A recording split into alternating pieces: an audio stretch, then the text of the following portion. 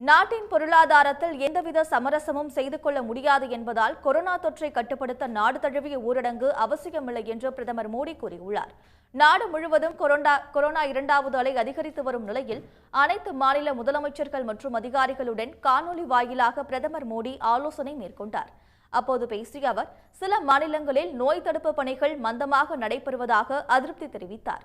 இரவு நேர ஊரடங்கை அமல்படுத்துவது வரவேற்கத்தக்க முயற்சி என்றும் அவர் தெரிவித்தார்.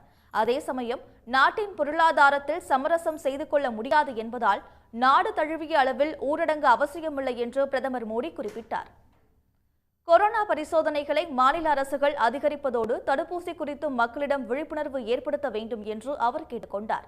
40 வயதிற்கு மேற்பட்டோர் அனைவரும் தடுப்பூசி செலுத்திக் கொள்வது அவசியம் என்று அறிவுறுத்திய பிரதமர் மோடி, வரும் 11ஆம் தேதி முதல் 14ஆம் தேதி வரை 4 நாட்கள் தடுப்பூசி போடுவதை அதிகரிக்கும் வகையில் தடுப்பூசி திருவிழா கொண்டாட வேண்டும் என்று அழைப்பு விடுத்தார். 11 अप्रैल ज्योतिबा फुले जी की जन्म जयंती है और 14 अप्रैल बाबा साहब आम्बेडकर जी की जन्म जयंती है। क्या हम 11 अप्रैल से 14 अप्रैल पूरे अपने राज्य में टीका उत्सव मना सकते हैं? एक पूरा वातावरण क्रिएट कर सकते हैं टीका उत्सव का।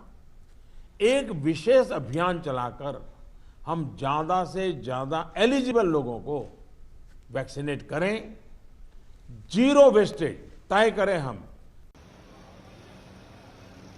கொரோனா தொற்று பரவலை தடுக்க அனைத்து மாநிலங்களும் தீவிரம் காட்ட வேண்டும் என்று அவர் கேட்டுக் கொண்டார்.